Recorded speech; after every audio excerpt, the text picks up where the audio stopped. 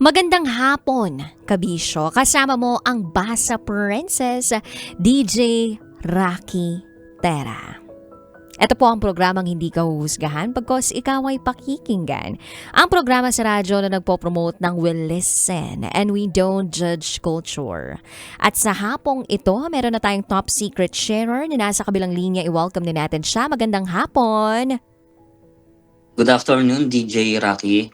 Hello, anong pwede namin itawag sa'yo? You can call me Jay na lang. Jay, ilan taon ka na? Yes. I'm 33 years old from Manila. 33 years old from Manila. Oh. Yes, Ina-advance DJ mo na Rocky. yung tanong ko, nasang lupalop ka galing, ha?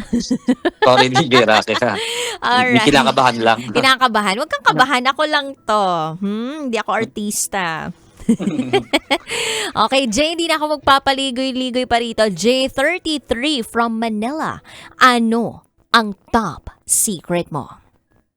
Ayun po, ang top secret ko ay ang dati kong kaklose na pinsan na naging mortal ko ng kaalitan. Dati mong close na pinsan, ngayon, mortal mo ng kaalitan. Tama ba ako ng pagkakarinig? Yes po, DJ Rocky. O kwentuhan mo naman kami, o close mo na pinsan. Itong Yes po. nakaalita mo na ngayon, pwede mo bang ikwento muna sa amin kung gaano kayo ka-close? Ano ba, sabay ba kayo nagpatuli nito? Ganun ba? Actually, mas matanda siya sa akin ng ilang taon. Yung closeness namin sa isa't isa, DJ Rocky, parang sabihin nating mas ka-close ko pa siya sa ibang kapatid ko. Lalaki ba Yun tong po. tinutukoy natin na pinsan mo? Actually, babae po. Oh, okay. Opo. So Jay, eto, babaeng pinsan na parang pakiramdam mo, mas close pa kayo nito kaysa doon sa mga ibang kapatid mo, tama? Yes po, opo. Kasi po, ito yung pinsan ko na yung lagi kong kasakasama sa Mm-mm. inuman, yan, Mm-mm. sa galaan. Mm-mm. Di ba, pag may mga problema ako sa trabaho or sa Mm-mm. ibang bagay, Mm-mm. sa kanya lagi ako lumalapit o pumupunta para mag-open up ng mga bagay-bagay. Mm-mm. So, paano nangyari na biglang nagkaalitan na kayo? Kasi po ganito po 'yun. Sabi ko nga super close kami noon. Ako po kasi laging pumupunta sa kanila pag yung may mga pag gustong mag-chill-chill, pag gustong may mga papag-usapang bagay-bagay na problema. Ako po kasi since na ako yung nag-aaya lumabas minsan, although hindi naman po ako mayaman, parang sakto lang bilang isang empleyado yung budget. Siyempre po ako po yung mga madalas manlibre sa mga lakaran, which is kagustuhan ko naman 'yon at Mm-mm. bukal naman sa kalooban ko po. Ngayon, siyempre napapadalas yung aya ko, ako pa rin gumagastos. Nung way back para may background ako, way back 2020 up until 2024, 'yon. Madalas yung mga lakad namin sunod-sunod 'yan hanggang parang ang nangyari po is medyo yung panglilibre ko is medyo binawas-bawasan ko na nitong time na nagkaroon na ako ng pamilya, ng anak. Nito, 'Yun. nagkaroon ka na ng pamilya, may anak na Opo. kayo ng partner mo. Yes po, opo. Mhm. Ngayon, siyempre normal lang naman po 'yun sa isang pamilyadong tao na. Mhm. Kumbaga parang ang nangyari po kasi is parang sabihin nating parang nasanay po yung pinsan ko sa mga gano'ng treat, sa mga libre na mga inom. Although Mm. disclaimer lang po, hindi ko po sinusumbatan. Kumbaga parang ito po yung pinagmulan Mm, mm. ng aming alitan, oo. Mm. 'Yun, ngayon, one time noong taong 2024, November 2000, tanda ko pa yung date, 2024 ng November. Kasi hindi lang naman siya yung kasama ko lagi, pati yung isang pinsan ko rin Mm. na magpipinsan kami na magkasama. Mm. Ah, Parang nagkakaayaan kami. Hindi ako nag-ayaan nung time na yun, nagkakaayaan kami. Oo, inom tayo sa ganyang lugar, ganito, ganyan.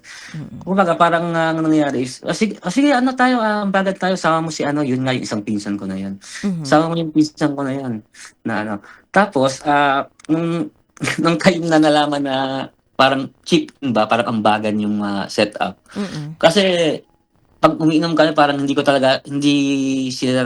naman sila pinag-aambag. Kumbaga, nitong time na yon na pag-iinom dapat kami, doon yung time na parang ambagan, yun yung time na may anak na ako, eh. Na dapat Hanggang sa naiintindihan na ng mga tao sa paligid mo, especially itong mga close mo. Yes po, opo. Oo. Hanggang sa ayun nung time na ay may nagdahilan siya. First time niya nagdahilan na hindi makakasama. Ay ano, wala, hindi kami parang hindi sila available, nasa Makati daw sila, Ay, na wow. namamasyal. So Mm. tapos ayun, sabi ko, "Sige, okey, next time na lang." Hanggang Mhm. sa dumating yung iba pang pagkakataon na ano, na nagkakaayaan ulit kaming magpipinsan, tapos Mm. ambagan ulit, ganito, ganyan. Mm. And parang biglaan yung ayaan namin nun is parang biglaan yung ayaan namin. Mga 9 or 10 PM na kami nag-decide na inom. Mm. Tapos, biglang chat namin na, "Oh, punta ka dito." Mhm. Eh, 12:00 na siya ng gabi nag-reply. Mm. Ambagan tayo, tig isang bucket si Jow, isang bucket si ganito, na beer, yung gano'n po. Mm. Ah, hanggang sa nag-reply ulit na, "Ay hindi." 12 midnight siya nag-reply, "Ay hindi pa puwede, namamasyal ulit kami dito sa Makati, namamasyal ulit." Sabi ko, "Ah, Wow, namamasyal 12:00 talaga na." sa Makati 'no, ng 12:00 ng madaling 12:00 araw. kasama daw yung, asawa tsaka anak, namamasyal. Sabi ko, "Sa Makati office ko parang wala namang ganyang pasyalan ng ganyang oras ng gabi." Ang lupit ng pasyalan, madaling araw talaga ginagawa kasama yung Oo, asawa 'no? oo. Tapos Oo. ayun, hanggang sa dumating ayun, parang sa mga sumusunod pa na mga sumunod pang mga ayaan, 'pag may 'pag yung mga halimbawa, may birthday, punta agad, andiyan siyempre walang ambagan, ganyan. Hanggang sa 'pag nakakahalata na ako na parang 'pag yung may ambagan, hindi siya Present. nagko-commit. Oo, hindi siya Opo, pumupunta. hindi pumupunta, oo. Pero kapag Hanggang walang sa ayun, ambagan, walang labas ng pera, pumupunta siya, present siya. nauuna pa sa ano ma'am, DJ Rocky, nauuna pa sa venue. Wow! Y yung Yung mga kumbaga parang birthday, nauna pa siya dun sa birthday celebrant, ganon. opo. Tulad nun one time DJ Rocky galing ako sa trabaho, stress ako sa trabaho. Ah, After kong bago ako umuwi, sabi ko, "Ano tayo, kita tayo sa kasama asawa mo, kita tayo sa Malate. Shot tayo, Friday night naman, eh." aha. Yun yung time na yun yung, time na yun, mas nauuna pa sila sa'kin "Ay, nandito na kami sa venue, order na ako." Yung gano'n. Mm. Tapos, ay okey lang naman yun. Yun po, ang nangyari lang po is parang dumating yung puntong parang sumasama na yung loob ko, nagtatampo na ako Mm. parang, ay mabilis ka lang ayain 'pag yung ganito, 'pag yung 'Pag libre, pero libre. 'pag yung oo. Pero 'pag ganitong chipin-chipin, alam naman nitong, unti-unti na akong nag-a-adjust dahil nagkaroon na ako ng baby. Mm. Pero Jay, etong Yes. pinsan mo na 'to, nasabihan mo ba siya tungkol sa pag-uugali niyang 'to? Kasi 'di ba normally kapag close mo naman, minsan may mga hirit ka na, "Ikaw, 'pag may ambagan ganito." Nabiro mo ba siya o napagsabihan mo siya ng seryoso? Anong Ah, anong nagawa ninyo para talaga mai-communicate sa kanya yung gano'ng pag-uugali niya?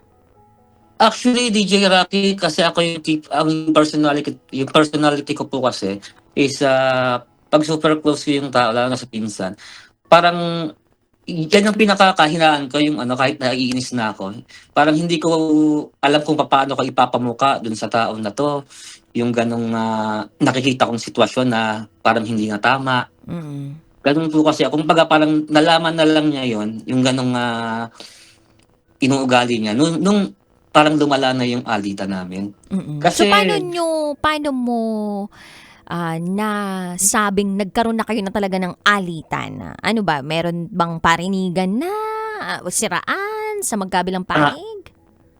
yes po, nangyari po yung part na yang, ganyang bagay. Dumating po ako sa puntong yung parang sumasama na loob ko, ganito, ganyan. Kasi, kuwento ko lang po, tawag nito, dumating na ako sa puntong parang, ay hindi ko na siya ini-invite sa mga event. Halimbawa, Hmm. yung, yung, yung mga events namin ng pamilya, halimbawa yung birthday ng anak ko, binyag ng anak ko. Mm. Parang may parang may samaan, parang masama na loob ko no'n, eh, hanggang sa dumating yung time na nagsabi siya sa nanay ko. Nagsabi Mm. siya na, "Ay, si John ano na, ganito, ganyan. Hindi na ako pinapansin, parang ang cold niya na sa'kin." Mm. Ngayon, kasi close sila ng nanay ko po, eh. Close sila Mm. ng nanay ko, pati mga kapatid ko close sila, Mm. oo. Close naman kaming lahat sa isa't isa. Um, so ayun, dahil close sila ng nanay ko, parang nangyari is, akong lumabas na masama na po, "Ay ano, ba't ganyan ka, ba't ano, ba't" ay, sorry nabanggit ko akong pangalan, nabanggit ko po, sorry. Edit na lang natin on air. Hindi po. Oh, edit natin 'to, edit. Oh. Okay, edit.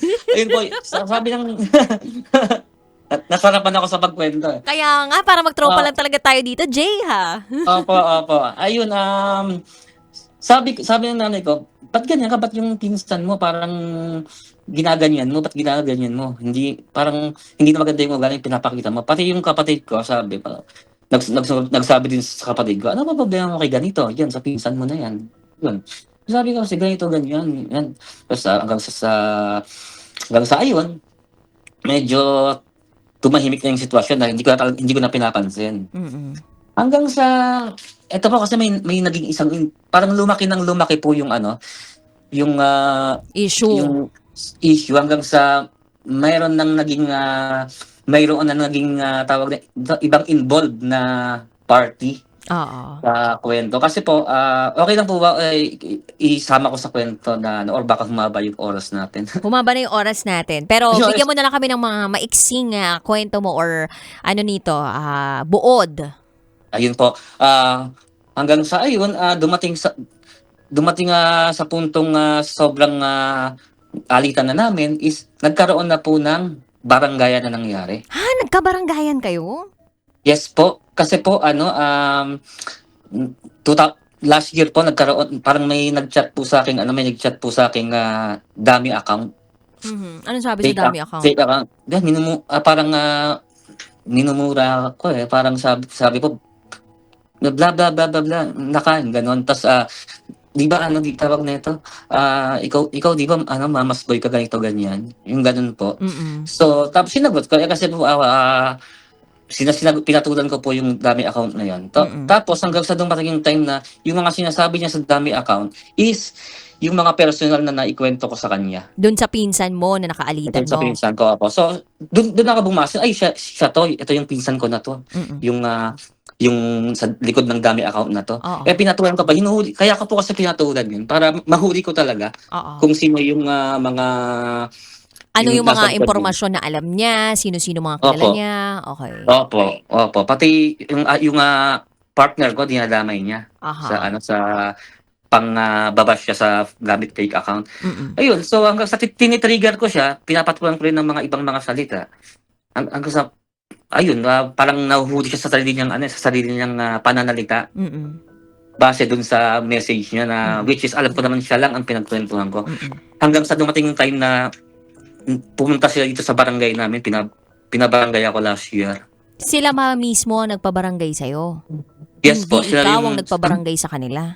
sila yung nagpabarangay, sa'kin. Bakit? Dahil dun sa dummy account na ikaw nagsasabi na siya yung tao sa likod nun o ano ba? Paano Kasi po nangyari? Kasi po ano, may hint, dahil may hint na po ako na siya yun, nasabi ko siyempre sa family ko, sa magulang ko, nasabi ko, which is yung, nanay ko, naikwento rin ng nanay ko yung sitwasyon na yon na sa dummy account dun sa kapatid niya. Kasi pamangkin ng nanay ko yon, sa side ng nanay ko, naikwento dun sa kapatid niya, with na nanay nung pinsan ko na kinukwento ko po. Mm. Ngayon, ang sabi naman ng nanay ko, "Oh, ganito, baka isa sa mga anak mo yung nagme-message kay Jao ng fake account." Ngayon, narinig niya yung usapan na yon through phone, Mhm. nag-react siya. "Oh, ako tinutukoy niya na."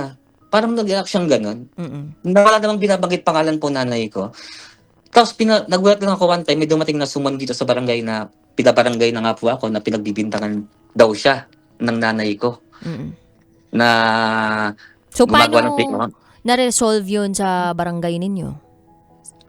Na-resolve, sinubukan pong i-resolve ng ano, nung aming chairman. Mhm. Ayaw nila magpa-areglo. Anong gusto nila mangyari? Ang gusto daw, tawag nito, ang gusto daw is, itutuloy nila sa ano, sa mataas na korte yung ano, yung reklamo nila. Which is Hmm. sabi naman ng chairman kasi is wala namang basehan. Oh. Yun. Ngayon, in-issuean sila ng ano, ng tinatawag na certificate to file action Mhm. noong November. Hanggang ngayon wala pa namang dumarating wala namang dumarating na ano, na parang from the court, subpoena from the court. Oo. So ayun, So ngayon, Jay, masasabi mo na hindi pa talaga kayo nagkapatawaran at talagang patuloy 'tong alitan na meron kayo?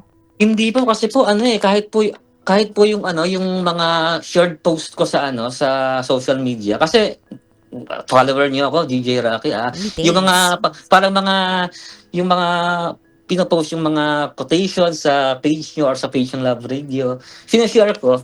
Yung parang 'pag shine-share ko yun, naka-block na kasi ako sa kanya, eh. Mhm. Meron siyang ibang kakilala na ini-screenshot ko na parang siya daw ang, binabanatan ko dun sa post na yun. Which Natatamaan is siya. yes po. Yes po, ganun po. Affected siya kapag nagpo-post ka na kahit Yes, naka-block na ikaw sa kanya, talagang affected na affected pa, tama? yes po, opo. Tsaka po ano, siyempre yung mga short post ko po may nagko-comment gano'n na Mm. mga tropa ko, kaibigan, 'yan. Mm. Um, So Jay, anong masasabi mo na ito yung naging sitwasyon na ninyo ng dati mong close na pinsan? Hindi ka ba nanghihinayang o masasabi mo ba na mas healthy na to sa mental health mo? Kasi di ba may mga ganun, yung mga magkakapamilya na nagkakaalitan pero hindi na nila mahanap sa puso nila yung kapatawaran. Tapos hinahayaan na lang, tapos okay lang na may distansya na sa pagitan nila kasi hindi na worth it na ipaglaban kung ano man yung naging relasyon nila dati. Ano na yung ano mo, stand mo sa ganun? ang stand ko po kasi ma'am ano, parang may yun nga yung sama ng loob ba kasi ang nangyari niyan ma'am, dati 'pag may mga problema din naman siya, isa ako sa mga hindi man pinansiyal, isa ako sa mga sumusuporta sa kanya para magbigay ng emotional na ano, na tulong, Mm. yung gano'n. Mm. Para sa akin ano, nakakahinayang yung gano'ng pagsasama bilang isang, magkakamag-anak. Mm. Pero sa isang banda is, tinry naman nating ano, binabarangay niyo ako. Binabarangay po nila ako. Ang sabi ko is, willing naman ako makipag-ayos para kung talagang hindi ikaw talaga yung account na yun, 'di ma mag mag mag, ah, mag mag mag makipagtulungan ka sa'kin para mahanap yun. Kaso parang ano pa, gumagawa pa ng ibang kuwento pa po ng side story para maidiin ako sa barangay ng wala Mm. naman na which is sabi ng chairman namin wala naman daw substance yung Mm. reklamo, eh. Mm. Mm. Dapat yung mga kapatid ko dinadamay na, Mm. Mm. sabi pa niya, "Yung kuya mo nakausap ko sabi tuluyan daw kitang ireklamo," ganyan. Mm. Sabi ko, "Ha?